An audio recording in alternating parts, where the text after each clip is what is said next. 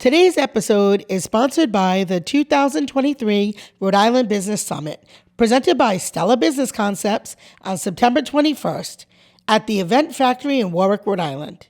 Join us to connect with B2B vendors, amazing networking opportunities, and guest speakers like Patricia Raskin, who will talk to you about podcasting for your business, leadership with Mary Sullivan, or customer retention with me, Erica Sicoscio, and more. We have panelists, and we also have a very fun, amazing lunch and learn with Rhode Island comic Poppy Champlin. Tickets are on sale now. Visit our website at www.stellabusinessconcepts.com. See you there. Hey guys, Erica Sicoscio here with Practical Biz Podcast. And the world's been pretty heavy. And so I decided today we're going to lighten things up. And I think that laughter is just such a great benefit and tool that you can use in your business, especially those who are challenged with finding great employees and keeping great employees, or just a really fun way to use in your marketing, especially if you want to be seen. So I am super excited. I know I say that all the time. I am always excited. But today we do have an amazing guest. We are joined with comedian Poppy Champlin, who is a Rhode Island native and was just inducted into the Rhode Island Comedy Hall of Fame. Thank you so much for being with us today. You're welcome, Erica. Thanks for having me. Absolutely. So we're going to dig right in. Okay. Not only are you a comedian, but you have run your own shows before. Oh, yeah. And you have classes. No, that's right. Yeah. So you're an entrepreneur as well, right? Definitely. So tell folks a little bit about you other than you're a comedian, because you have a very extensive career, and I don't want to mess it up. So I'm going to give you a minute to how did you get here? How was your comedy Wow. Okay, so I was inducted into the Comedy Hall of Fame, and she wants me to do that whole show, which was an hour, in 1 minute. Okay. No, high school, I got into theater and basketball. Loved it. Then in college, basketball. But I couldn't pick it as a major. So theater, went back to theater. And found that comedy, I did a fish stick in a cabaret. Oh, so good. Yeah, you heard that. I did. That was like 135 puns. It was crazy. It's amazing. It smelt. No. I've had it with you people. It went on and on and on. And it stole the show every night. And that I want to say power, but not only was it powerful to make all those people laugh, it was something special, it's some sort of atmospheric, what is this, that I loved it. And comedy was really taken off right then. And so I decided to go and chase it. I chased it, and I'm still chasing it. It's been 40 years, and I've gone from Texas, New York, Chicago, Los Angeles, and back to Rhode Island. Yeah. So right from the Oprah show to Practical Biz Podcast. Yeah, right. That's right. I was on Oprah. We appreciate you having some time for the little guys and the small business owners here in Rhode Island. So sure. Let's just kind of dig right in. So can you talk a little bit about how people can use humor can't talk today. Humor as a tool to boost employee productivity or morale? Oh my God! I mean, if I had a business, I would probably do comedy lunches. You know what I mean? Like, just people can look forward to it. They would look forward to coming to work because what was the comedy show going to be like that day? Or even just I don't know. I think an atmosphere where things are loose enough that jokes are okay. You know what I mean? Especially today with jokes can be so off color. My type of humor is not off color, really. I mean, I can get a little blue, of course, because it's fun, but I don't get dirty, gross. There's shock comedy now, which is to me, that's not funny. It's just shocking. What do you want people be like, instead of ha, big difference. Yeah. Yeah. So what other than having a comedy show, because that's a great idea, we'll get to that. Yeah. But other than that, maybe just in the day-to-day, what kinds of things can business owners do in terms of just lightening up the atmosphere? Because we ain't all as as quick-witted as you, and I don't know I could come up with 100,000 puns. Wow. You know, like if I were to run a business and what would I do for my food? I would let them eat all day if they wanted to because food breaks the ice. You know, that's a good question. I'm not really sure I am prepared to do that because I've never worked a 9-to-5 job. I don't like to work. I don't like 9-to-5 jobs because it's too stifling to me for my creative personality. Yep. You know, it's too stifling. So whatever you can do to make it less stifling and rigid and strict and, you know, I don't know. You know, That's a hard question. that's a hard question. Yeah. I mean, I've worked temp work, you know, in a lawyer's office, and you know, every job I get fired. I either get fired or I quit. I do. Yeah. I am not one to stay in a 9-to-5 job. Yeah. I can't do it. Yeah. So I think one of the things, being a preschool teacher, I also, like you, very animated. When I come in, I read stories, I sing, I laugh. I think that, you know, as the leader of your business, you set the tone.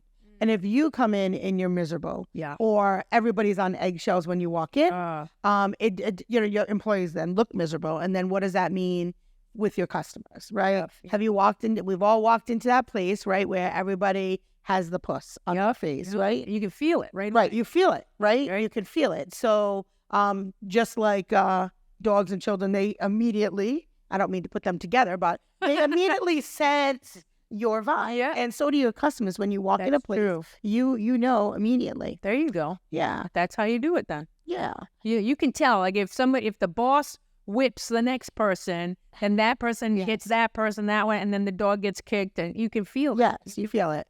So so tell us a little bit about your experience as the health benefits you think of laughing and having that type of lifestyle where you don't take everything so serious. Yeah, I totally think that laughter keeps you young. I look fabulous for 75. No, I'm not 75.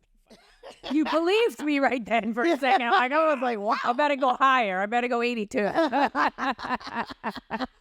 But yeah, I totally think it keeps you young, keeps you healthy. I mean, there's been proven cases where somebody had cancer and just, you know, watched comedy and sort of cured themselves. Yeah. You know, I think that your body knows your mind, you know, your body and your mind. Very connected. Yeah, very connected. Very connected. So if your mind is in a state of very sort of happy-go-lucky,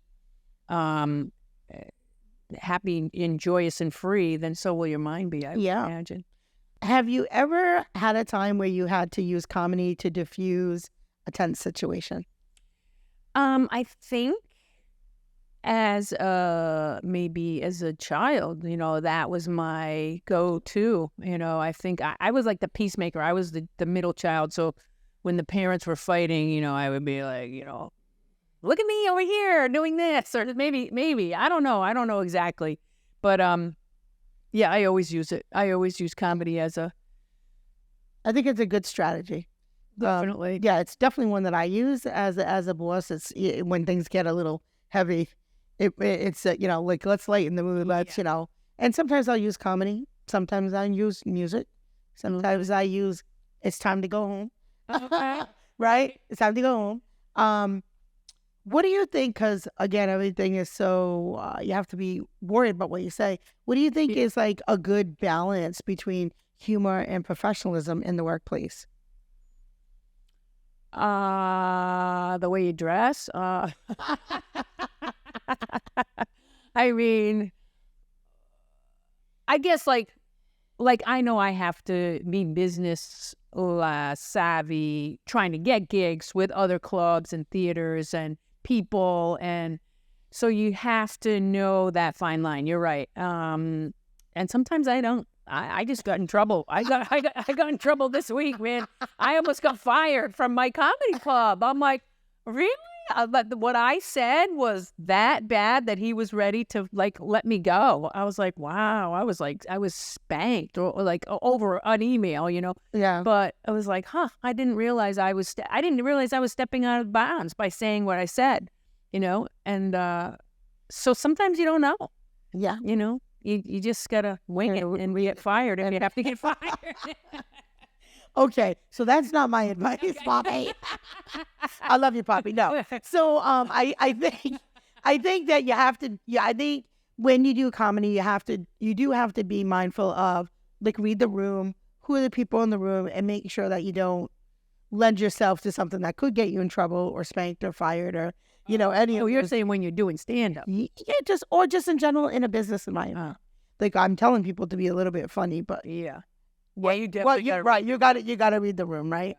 Tell me if you can think of any successful companies that use comedy as part of their marketing strategies. You think any companies that you think are really funny? Southwest was definitely using humor on their airlines, and the flight attendants were basically telling jokes, and it really lightened up the mood on the airplane. After a while, I was getting pissed off because they were horrible. But well, maybe you could go and be, here's your new writer for your jokes. Exactly. Southwest. I wanted to give him, hand him new jokes when I left the plane. But, it was a really good effort, and I don't think they're doing it that much anymore because I think people actually didn't like it after a while. Yeah. Because, you're flying, that's life and death. So that's another touchy, area if you're, you're the captain on the plane. Yeah, you don't want to be like, yeah, I've had 3 drinks today.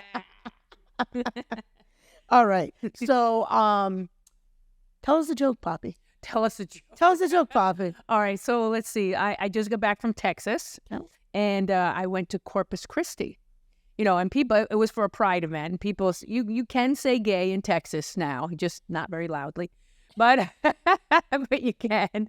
And it was beautiful there. Really, it was palm trees and those billowy clouds that you see on islands, and then I was looking at this billowy cloud and I saw that it started having a funnel thing at the bottom. And I'm like, went down to a smokestack. That was what was going on. I got so many oil refineries there that they were making clouds. You know what I mean? Wow. And then, and so being in Corpus Christi, I was like, hey, I feel pretty good being here in the body of Christ. I thought I would feel a little bit, claustrophobic. I'm in the body of Christ. That's what it means. Corpus Christi, body of Christ. Wow. And people live in the body of Christ. Wow. So there I know that. I was not claustrophobic at all. Yeah. Oh, you're funny. How can Poppy, I don't know. How can people How do you follow the body? Yeah, right. I don't know. So, but you're going to be with us at the conference. That's on September 21st. Yeah. And so, we thought not bringing in a boring keynote.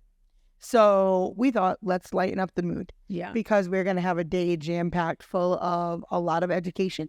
Yeah. At the end of the night, we have some award ceremony. So a lot of celebration. Good. And I thought that it really made sense to have something in the middle of the day. Because owning a business right now is really hard.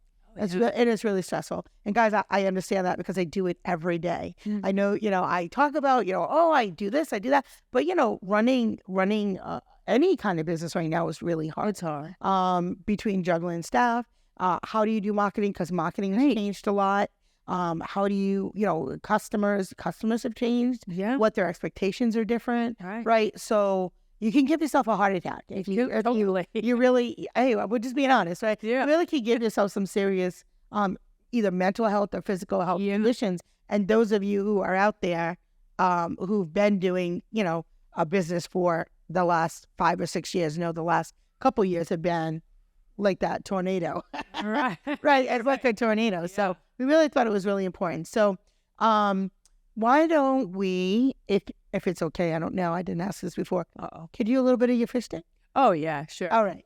So I want to give people a little taste of what they might be able to expect because I know your shows are great at our upcoming conference. So it's very Rhode Island. It is very Rhode Island. Which is why I asked you to do it. Okay. Because our conference is also very Rhode Island, made by small business owners in Rhode Island, for small business owners in Rhode Island. Nice. And that means I'm talking to you. And of course, we love our friends in Boston too. Boston really is a huge supporter of our channel and our business. So those down in Beantown, we welcome you to come to it. There's lobsters and lighthouses. So, let's share a little fish stick with them. Okay. So So this was what I did at the University of Rhode Island in college.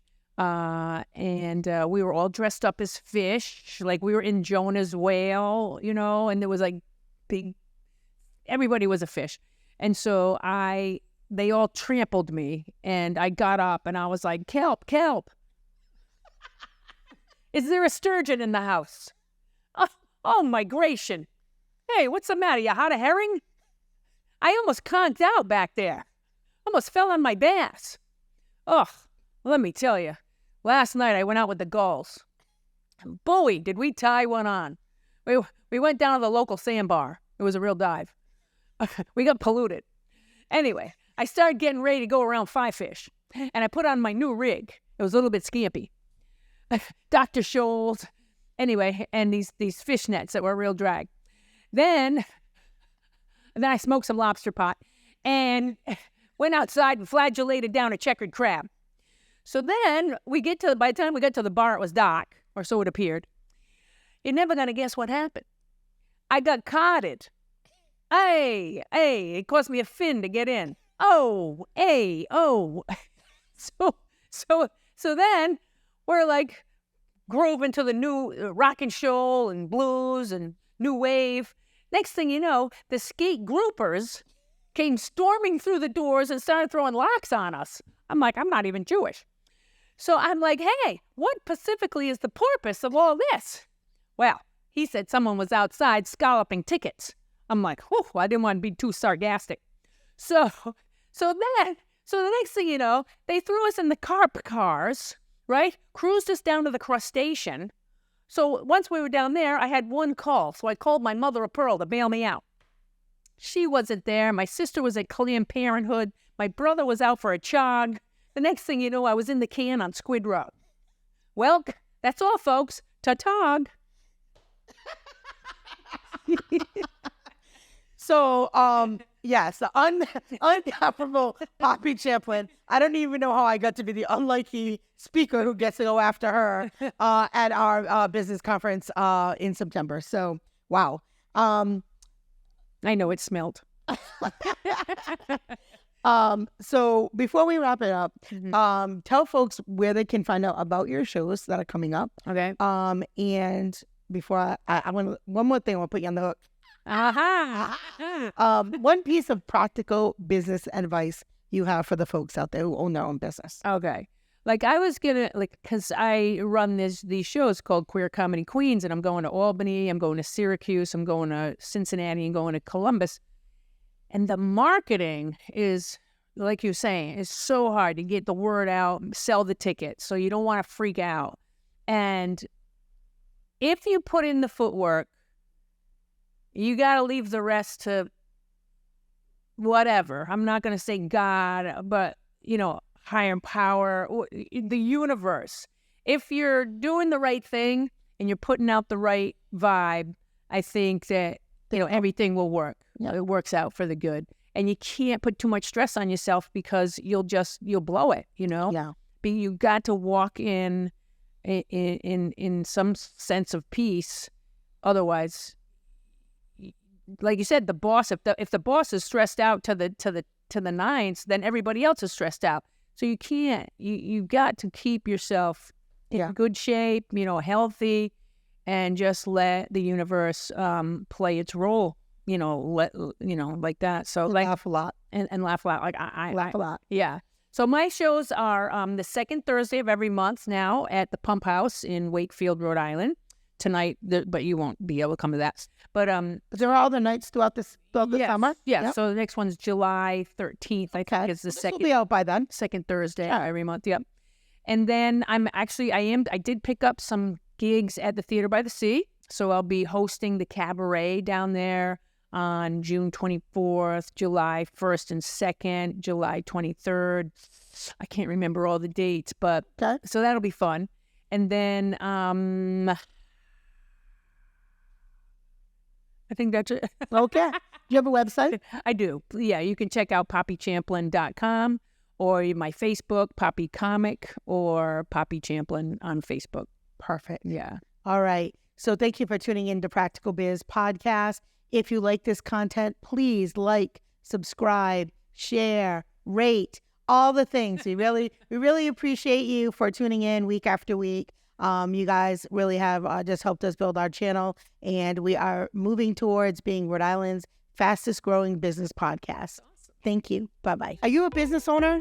Are ready to get your startup? Well, started.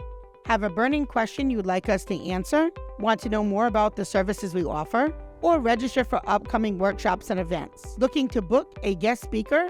Or would like to be a guest on the Practical Biz podcast? Visit our website at stellabusinessconcepts.com.